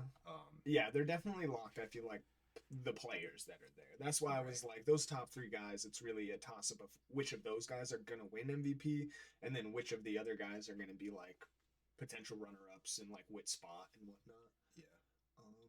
So I want to hear what you think about at number 3 first because this is a crazy one. This is a crazy one. It is tough. It is tough. So I'm going to go ahead and let it be known that Jokic is a number 1 for me. Yeah, I agree. 100%. Especially after the performances, even as what it says here, like the performances that he had against Wemby. Like you're not seeing another guy go one-on-one against Wemby and scoring 40+ points. Like that's what it says right there. Yeah. The Joker had back-to-back stunning 40 pieces against the likely front runner for Defensive Player of the Year, right, Victor Wembanyama. Yeah. So yeah, that's and just the numbers of efficiency. Yeah. You know, being like one of the best offensive teams ever when he's on the court, and then when he's gone, being one of the worst offensive teams ever, like ever, all of history, best to worst, and just like that with one player. That's an MVP right there. No doubt. So I gotta lock him at number 1, and this is where it gets tricky. This is where it gets really tricky. This is where it gets tricky. I don't think you're gonna like what I think personally. Man, do people love SGA? I love me some SGA. And he's fun to watch. I was so thinking about it on the good. way over here. I was like, he is really a generational player who's really fun to watch. So good. And I got to give that to him. He averages 2 steals a game, which I think is 4th in the league. So that's incredible. Right. So I got to mention that first because I'm going to talk about defense because defense is important to me. And I think Giannis is the best defensive player out of these 3 guys. Of course, yeah. So that's an important thing. I think that both ends of the floor, Giannis is the most valuable player on his team. And I don't think that's true for SGA or Jokic. It might be true for Jokic. The Nuggets are kind of wonky sometimes. They are definitely very wonky but it shouldn't be Jokic. No. But Giannis, that's what you expect out of him. Is to be a 2-way player. And so I gave him respect there. I definitely can agree with that take. Honestly, after you giving that reasoning, I can agree with that. So we can go, Giannis at 2, Shea at 3? I think that's where I'm at, but I'm not done yet. Oh. I still gotta talk about Giannis because Giannis also is on insane efficiency, which is really unseen. Right. And so that's really cool to see. I think that if Giannis doesn't win MVP, it'll be one of the like craziest stats, like efficiency wise, to not win an MVP, just because of how efficient he is. But he doesn't drive the Bucks the way Jokic drives the Nuggets. You know, the Bucks aren't still like, I don't know. People aren't scared of the Bucks, and I guess the Nuggets are kind of that way too. But it's just like these guys, both of them are similar in a way that they're leading a team that's kind of mid-tier, and they want to be a contender with that team. But Jokic just does it perfectly. I agree. Yeah. Well, Giannis makes mistakes and sometimes doesn't give it his all. But talking about SGA, because it's so hard to put a guy like SGA at number 3. Yeah, that's so crazy, especially with him at Kia being in the number 1 spot. Yeah. We're putting him down to 3. Because he's, like I said about the steals, plus he's the best player on the best team. Plus he's clutch. Super clutch. So you love that. He's got that gene. And he's got everything you want in an MVP. And he's got the moments. He's got the play. Like you said, he can do it on both sides with the steals. Yeah, for sure. But I know one thing that you and I have always felt about MVP conversation is we we think you have to actually be that valuable to your team. Mm-hmm. And so looking at the Nuggets, the Bucks, and the Thunder are the best off without SGA. Yeah, and which is crazy because you say that maybe 2 years ago and that wouldn't have been the case. Oh no. But now with how the Thunder have done their like rebuild and their training and whatnot, their team is amazing all around. Jalen Williams is an amazing player for them, an amazing number 2 guy, and then you got Chet as well, who's still been injured and whatnot. But once he comes back, that's going to be crazy. And AC coming off the bench for them has been great. Just so many different pieces. Like you said, without Shea, they're probably the team out of these 3 teams that hurt the least, actually. Although I don't know if they'd be a contender anymore. No, Maybe though. I don't think so. You never know. Like But- a playing team. Yeah, probably a play-in team. For sure. In the East. And yeah, it's sometimes watching games too. I want to give the edge to SGA over Giannis, even being a big Giannis fan, just because I remember last year. Last year I was all over SGA. Oh, I was yeah. like, he should be winning it no Oh, yeah. matter what. Same. And it was for the same reason we're saying right now, Yep. because the Thunder were bad, and he was leading them to like top number 3 seed, I think. Yeah. And they were tied with the first seed. Mm-hmm. Jalen Williams wasn't quite progressed into what he is now and whatnot. So, like you said, he was just leading that Yeah, team. and I really wanted him to win it for that reason. Oh, 'Cause, yeah. I think he's the best offensive player in the league. Also, this is another conversation I like to have. Oh is my gosh, yeah. If there was an offensive player of the year, a defensive player of the year, and an MVP, SGA would be the offensive player of the year, and it wouldn't be arguable. No. Yeah. Um, Just the way he flows on the court. Another toss up for that, though, would be a LaMelo Ball. As much as LaMelo Ball makes very That's a good goofy point. mistakes and you bring has that turnovers. award into the conversation, and guys that don't play defense are in that Yeah, conversation. LaMelo Ball's got a couple awards under Mhm. his belt already because, man, that guy's averaging like 30-some points a game for every Yeah. single year of his Yeah, career. he's nuts. Yeah. But yeah, and really, the final thing, because I'm trying to be unbiased and objective about it, I want to put SGA over Giannis. But I think objectively speaking, looking at that Cup Finals game and seeing Giannis clutch up and do like a Finals performance type thing in that and win that Mhm. and win that MVP and SGA. Not even did he lose, he just had a really bad game. Yeah. I watched the whole game and I felt like he wasn't even in it. Right. Yeah. And that kind of, I mean, I was a little disappointed because I like to see guys perform. Yeah. And Especially in those big moments when you're supposed to prove MVP worth. Yeah. and like I said, I think I'm being unbiased here, but I do think objectively that Giannis should be above him for that reason. The defense, I can hear you, especially with, the fact that, like, you take Giannis out of that team and you got Dame, who isn't what he is anymore, and Bobby Portis, and that's really the whole team. Whereas you take Shea off the team, and if they're fully healthy, you got Jalen Williams, Chet, Isaiah Hartenstein, AC. You still got so many players on that team that can do so much that I definitely hear you that Giannis feels more of the actual MVP for the Bucks rather than Shea does for the Thunder. Whereas the Thunder are the number 1 best team, and he is the best player on the best team. And that's So, nobody's fault. You No. know, it's not like SGA put himself in a situation where he had a bunch of help. right, He just got lucky, and Yeah. that's good for him. But 100%. So our final list for top 5 of MVP is number 5. We had Jason Tatum / Karl Anthony Towns. Number 4, we had Victor Wembanyama. Number 3, we got Shea Gilgeous-Alexander. Number 2, we got Giannis Antetokounmpo, and number 1, we got Nikola Jokic. Definitely let us know in the comments if you think that we had a couple sleepers or if we pulled or whatever. Just let us know what you think. But I definitely like that list. Oh, any buddy you wanted to give flowers to or anything like that? In the yeah, I mean, we MVP talked race about though, too? Cat. Yeah. Obviously, Cat. Nobody expected Cat to perform the way he is this season. Right, yeah. He's performing top 10 at the very least. Yeah, at the So, least, yeah, for sure. Yeah, and we could have just as easily put him in that 5 spot. Luca, like you said, who didn't Yeah, make Luka, it into I our mean- spot, but I mean, he's starting to have a bit Oh, of a also, you comeback know and what? He whatnot. just missed the 65 game. He's Oh, out. I did He just can't see even that. win He anymore. literally can't, so it's good that we Oh, didn't put him in the right, top 5 yeah. because, we would have got to this point, remembered, and been like, whoop. Yeah. We But- have him at number 1. Yeah, Luka. Luka can't even MVP. win. But yeah, Luka's not going to be on an All NBA team this year or in the MVP conversation. Yeah. But he is that caliber guy, so flowers. More flowers. Anthony Davis. he had a good he had a good argument in the beginning of the A season. very good argument at the beginning of the season. Yeah. Same with KD. That first couple weeks of the season, KD was low key looking like the MVP. Oh my gosh, yeah, and Jason Tatum too. I mean, if he would have kept going like he was at the start of Yeah, the he was year, I mean, mad. he'd be He was higher up mad. on our list. So, I mean, but he's number 5, so that doesn't mean that he can't move up on the list. Say if we do another prediction towards the end of the year and see who we might think, he might be up Right. there more.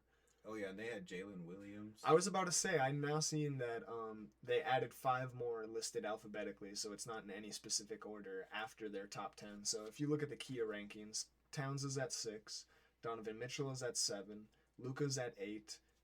Basically eliminate him, like we said. 9 is Anthony Davis. 10 is Alperen Sengun, and then these 5 more that they listed alphabetically are Cade Cunningham, LeBron James, Domantas Sabonis, Jalen Williams, and Trae Young. And it's very interesting to see Jalen Williams in MVP conversations, not only on Kia, but when you go to Basketball Reference, he's the number 10 guy. Yeah. And that is crazy to me. Yeah, I think here's the thing with Jalen Williams. I mean, I hear you. He's having a great year, but It was unbelievable the way that he started and is continuing to play this season. yeah. It's not as unbelievable anymore because we believe it because we're seeing it. But when it first happened, it was unbelievable, and now it's still like this shouldn't have happened, but we're happy for it to do it, of course. But yeah, being in both lists, obviously you can't because SGA is on the same team as him. So Yeah. you can't even really talk about it. Same with like they mentioned LeBron. Like Yeah.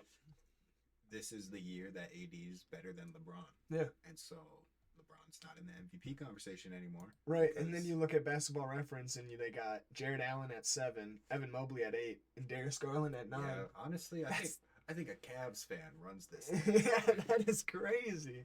Like, which one of y'all Cavs fans is out here running the Basketball Reference page? Because that is crazy. Y'all hating on Donovan Mitchell, first off. And second off, what? 3 of y'all? 3 Cleveland Cavaliers in that top 10 race? I mean, yeah, they're having a great historic season, but man, 3? Yeah. That was great. That was the first official podcast of Ball Talk. I want to thank all of you that might have made it this far. I want you guys to be reminded to smash that like button once again, hit the comments, subscribe, follow, rate 5 stars, no matter where you are. Just let us know what you think. Let us know what you want to hear from us in the future. And yeah, just let us know what you think. Love y'all. Have a great day.